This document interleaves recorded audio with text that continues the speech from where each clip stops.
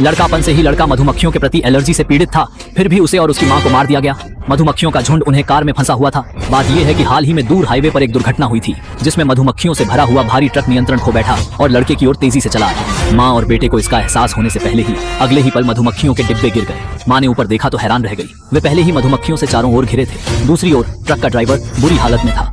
मधुमक्खियों के आकस्मिक हमले से माँ पुत्र भयभीत होकर कूद गए, क्योंकि उन्हें भी असहिष्णुता थी और दरवाजा खोलने की कोशिश होने पर उनकी संभावित मौत हो सकती थी।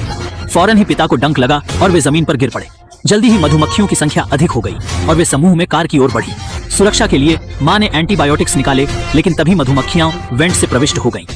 हालांकि माँ ने तुरंत ऐसी बंद कर दिया, लेकिन कुछ मधुमक्खियां अंदर आ गईं। लड़का बहुत डर गया और उसकी माँ भी कांप रही थी। जब उसने देखा कि मधुमक्खियां उसकी आंखों की ओर जा रही हैं, तो लड़के ने घबराकर तुरंत थप्पड़ मार दिया और जहर का डंक उसके चेहरे में घुस गया। सिर्फ कुछ ही महीनों में जहर उसके शरीर में फैल गया।